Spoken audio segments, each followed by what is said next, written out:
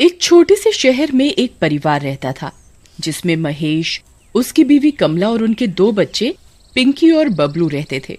महेश कपड़े की एक फैक्ट्री में काम किया करता था।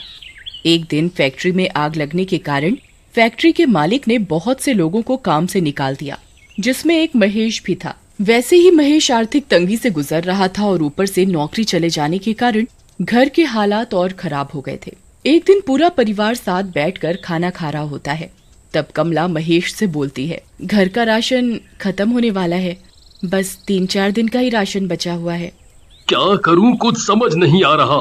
कहीं कोई नौकरी भी तो नहीं मिल रही। अभी तो घर का किराया भी देना है। अगर मुझे जल्दी कोई नौकरी नहीं मिली तो हम सड़क पर आ जाएंगे। परेशान मत हो पापा, भगवान कोई ना कोई रास्ता जरूर निकाल देंगे। अगले ही दिन सुबह पड़ोस की एक औरत महेश के घर आती है। सब लोग उनको प्यार से मौसी बुलाते थे। वो बहुत अच्छे पैसे वाले घर से थी और अक्सर लोगों की मदद किया करती थी। अरे कमला, मैंने सुना कि महेश की नौकरी चली गई और तुम्हारे घर के हालात भी कुछ ठीक नहीं चल रहे हैं। जी मौसी, बस मैं आपको क्या बताऊं कि इस वक्त हम लोग कितने बुरे हालातों से गुजर रहे हैं। परेशान मत हो कमला, सब ठीक हो जाएगा। एक काम करो, तुम लोग मेरे गांव चले जाओ। वहाँ हमारा एक मकान है जो सालों से बंद पड़ा है। तुम्हारे घर के हालात जब तक ठीक नहीं हो जाते तुम लोग आराम से वहाँ रहो। बस उस घर में ऊपर की मंजिल पर एक बंद कमरा है, उसे मत खोलना। दरअसल उसमें हमारा कुछ जरूरी सामान है। और रही महेश की नौकरी की बात, तो उसके लिए भी परेशान होने की बिल्कुल जरूरत नहीं है। उस गांव में जो स्कूल है, मैं उसके प्रिंसिपल को बहुत अच्छे से जानती हूँ। मैं उनको बोलकर महेश को किसी न किसी काम के लिए वहाँ लगवा ही दूंगी। और तुम लोग पिंकी और बबलू को भी उसी स्कूल में पढ़ा सकते हो। ये तो बहुत अच्छा रहेगा मौसी, आपका ये एहसान हम कभी नहीं भूलेंगे। कमला महेश के घर आते ही उसे सारी बात बताती है। महेश की खुशी का तो कोई ठिकाना ही नहीं रहता। ऐसा लग रहा था मानो जैसे जादू से पल भर में उनकी सारी मुश्किलें छूमंतर हो गई हों। पर वो इस बात से बिल्कुल अनजान थी कि उनकी मुश्किलें तो उनका कहीं और इंतजार कर रही हैं। कमला, तुम आज ही सारा जरूरी सामान बांध लो, हम कल सुबह ही निकल जाएंगे। अगले दिन सुबह पूरा परिवार गांव के लिए निकल जाता है। गांव पहुंचते पहुंचते उनको शाम हो जाती है।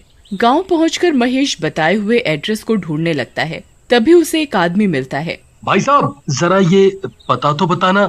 दरअसल हम लोग इस गांव में नए हैं, तो हमें यहाँ का कुछ नहीं पता। तुम लोग यहाँ क्यों जा रहे हो? तुम लोगों को क्या पता नहीं है कि ये घर सालों से बंद पड़ा है और बंद घरों में अक्सर भूत अपना डेरा जमा लेते हैं।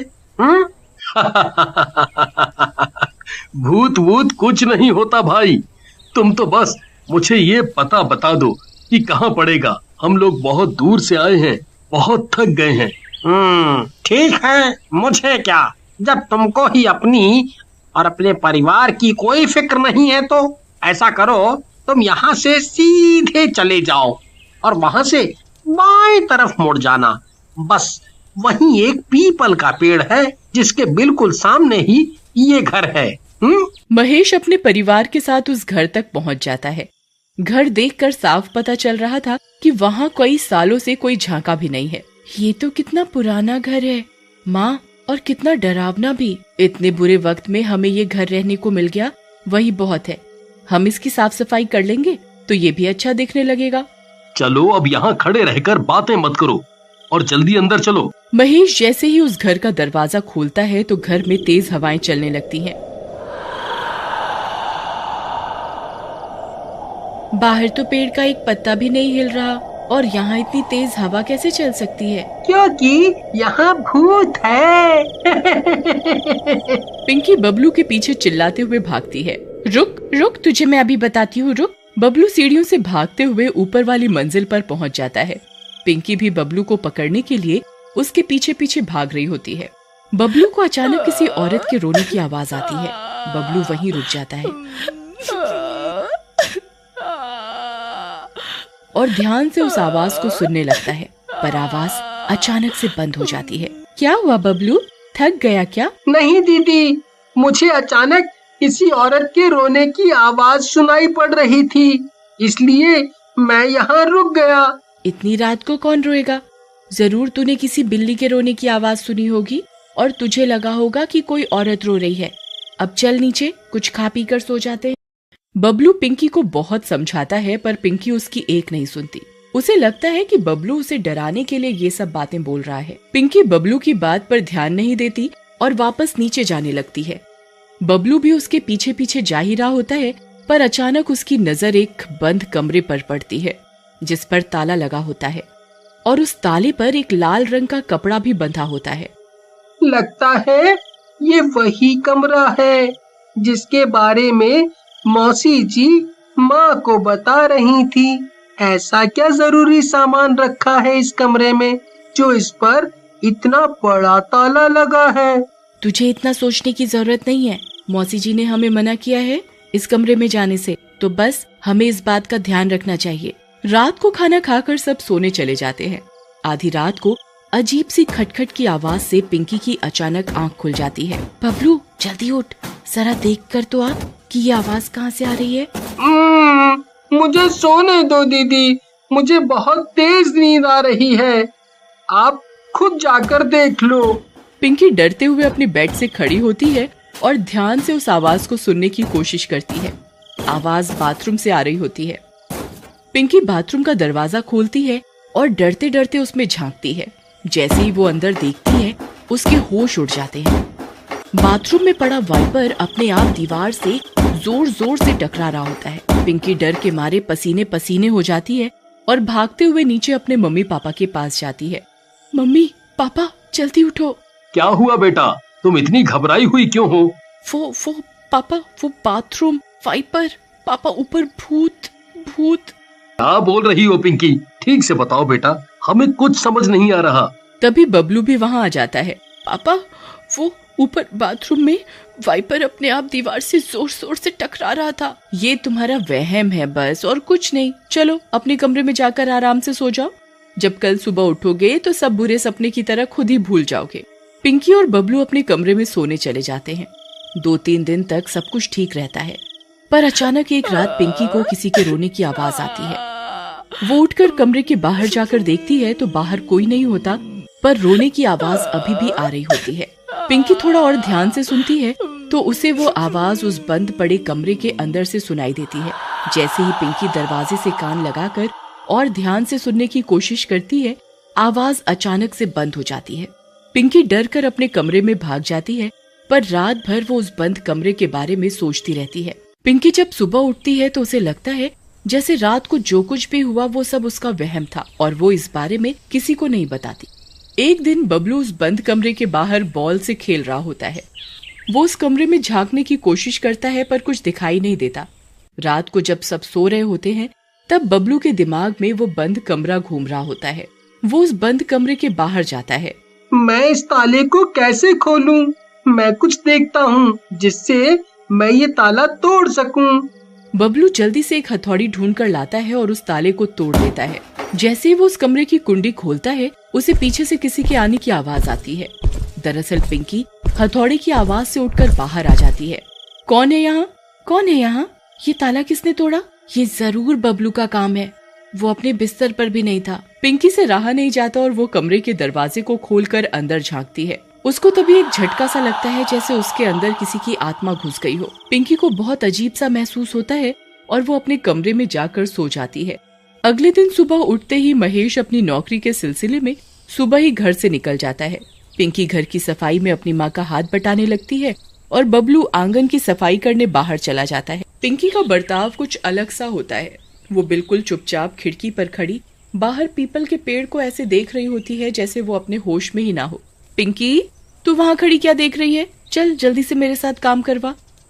पिंकी कमला की आवाज सुनकर एकदम होश में आती है। उस दिन से पिंकी कभी कभी अजीब बर्ताव करने लगी थी। वो अक्सर उस पीपल के पेड़ को देखती रहती थी। एक दिन पिंकी अपने कमरे में लगे शीशे को एक कपड़े से साफ कर रही होती है। तभी उसे शीशे में एक चुड़ैल अपने पीछे खड़ी हुई दिखाई देती है। पिंकी जैसे ही पीछे मुड़ती है तो वहाँ कोई नहीं होता। पिंकी फिर से शीशे को साफ करने लगती है तो इस बार वो चुड़ैल अपने बड़े बड़े नाखूनों वाले हाथ पिंकी की गर्दन पर रख देती है। मम्मी, बबलू, मुझे बचाओ, जल्दी आओ, ये चुड़ैल मुझे मार डालेगी। कमला और बबलू जल्दी से पिंकी के कमरे में आते हैं तो देखते हैं कि पिंकी, हे भगवान, ये मेरी बच्ची को क्या हो गया? बबलू जल्दी से एक गिलास में पानी लाता है और पिंकी के चेहरे पर पानी के छींटे डालता है। पिंकी हड़बड़ाते हुए उठती है। चुड़ैल, चुड़ैल, माँ, माँ, वो चुड़ैल मुझे मार डालेगी। कौन सी चुड़ैल बेटा? यहाँ तो कोई भी नहीं है। नहीं माँ, वो यही थी मेरे पीछे और उसने मुझे मारने के लिए मेरा गला भी पकड़ा था। उसके बहुत लंबे लंबे नाखून थे और वो बहुत डरावनी थी माँ। कमला पिंकी की हालत देखकर बहुत परेशान हो जाती है। वो मन ही मन सोचती है कि शायद उसकी बेटी को किसी की बुरी नजर लग गई है, पर अचानक कमला की नजर पिंकी की गर्दन पर पड़ती है। पिंकी की गर्दन पर ऐसे निशान पड़े थे मानो जैसे किसी ने नाखूनों से उसकी गर्दन खुरच दी हो।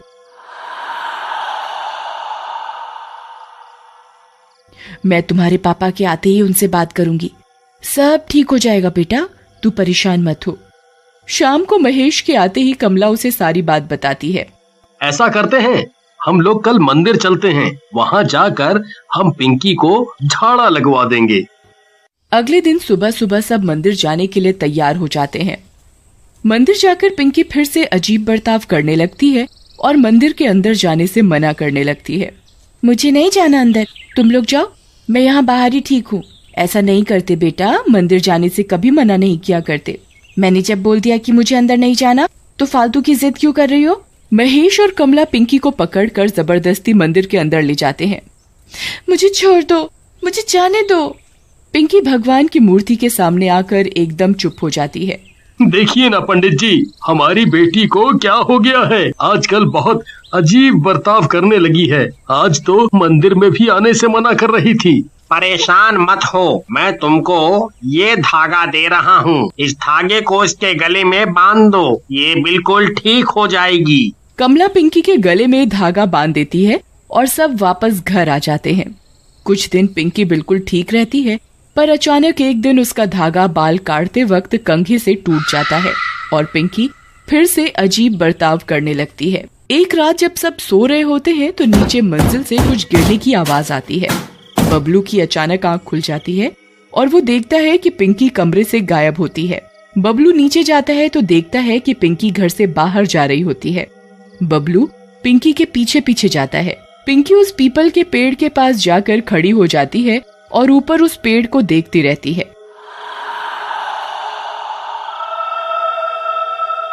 दीदी, तुम इतनी रात को यहाँ क्या कर रही हो? पिंकी बबलू की बात न सुनकर बस उसी पेड़ को घूरती रहती है। दीदी, मैं कब से आपको देख रहा हूँ, आप मेरी बात क्यों नहीं सुन रही?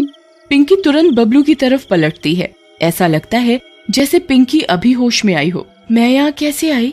मुझे कुछ याद नहीं। लगता है आप नींद में चलकर यहाँ तक आ गईं। चलो अब घर चलकर सोते हैं, बहुत रात हो रही है। पिंकी और बबलू अपने कमरे में जाकर सो जाते हैं। अगली सुबह सब बैठकर नाश्ता कर रहे होते हैं। मुझे आज स्कूल के प्रिंसिपल ने बुलाया है। इतने दिन से स्कूल के चक्कर काट रहा हूँ, पर लगता है आज मेरी नौकरी पक्की हो जाएगी। मैं आज पिंकी और बबलू के एडमिशन की भी बात कर लूंगा। चलो अच्छा है, भगवान सब अच्छा करे। महेश स्कूल चला जाता है। कमला और पिंकी किचन में और बबलू बाहर खेलने चला जाता है। कमला किचन में सब्जी काट रही होती है और पिंकी आटा गूंथ रही होती है। सब्जी काटते काटते अचानक कमला का हाथ कट जाता है और उसके हाथ से खून बहने लगता है। पिंकी खून देखते ही फटाफट आटा छोड़कर कमला का हाथ पकड़कर खून चूसने लगती है। बस बस बेटा, जरा सा कटा है, मैं हाथ धो लूंगी तो खून बहना बंद हो जाएगा। पिंकी कमला का हाथ नहीं छोड़ती और उसका खून चूसती रहती है। कमला को पिंकी का ये बर्ताव बहुत अजीब लगता है और अचानक तभी कमला की नजर पिंकी की गर्दन पर जाती है। पिंकी का धागा गायब होता है। पिंकी, तुम्हारा धागा कहाँ गया? पिंकी कमला की बात न सुनकर बस उसके खून को चूस रही होती है। कमला पिंकी को पीछे की तरफ धक्का देकर हटा देती है। पागल हो गई हो क्या? क्या हुआ मम्मी? अरे आपको ये चोट कब लगी? आपका तो खून बह रहा है, जल्दी से पानी से इसे धो लो। कुछ नहीं, बस सब्जी काटते वक्त जरा। शाम होते ही महेश घर आता है। उसके हाथ में एक मिठाई का डिब्बा होता है। कमला, पिंकी, बबलू, कहाँ हो तुम सब? जल्दी आओ, तुमको एक खुशखबरी देनी है। सब लोग महेश की आवाज सुनकर आ जाते हैं। क्या हुआ, इतना शोर क्यों कर रहे हो? और ये आपके हाथ में क्या है? आज मैं बहुत खुश हूँ। मेरी नौकरी स्कूल में पक्की हो गई है। मैंने पिंकी और बबलू के एडमिशन के लिए भी उसी स्कूल में बात कर ली है। और ये देखो, मैं तुम सब के लिए मिठाई भी लाया हूँ। पिंकी मिठाई का डिब्बा देखकर उस पर झपट पड़ती है और पागलों की तरह मिठाई खाने लगती है। सब लोग पिंकी को ऐसे मिठाई खाते देख हैरान हो जाते हैं। पिंकी, तुम पागल हो गई हो क्या? चलो ये मिठाई का डिब्बा मुझे दो। पिंकी की आंखें बिल्कुल लाल हो जाती हैं और वो गुस्से से कमला की तरफ देखती है। कमला डर जाती है और पिंकी को मिठाई खाने देती है। पिंकी पल भर में ही पूरा डिब्बा खा जाती है। महेश और कमला समझ जाते हैं कि पिंकी पर किसी चुड़ैल का साया है। वो अगले ही दिन गांव के एक तांत्रिक के पास जाता है। आप जल्दी मेरे घर चलो। मेरी बेटी किसी चुड़ैल के कब्जे में है, आप उसे बचा लो। चिंता मत कर बेटा, मैंने अच्छी चुड़ैलों को ठीक किया है। ओम ह्रीं क्लीं चामुंडाय नमः। ओम ह्रीं क्लीं चामुंडाय नमः। पिंकी लाल आंखों से तांत्रिक को घूरती है।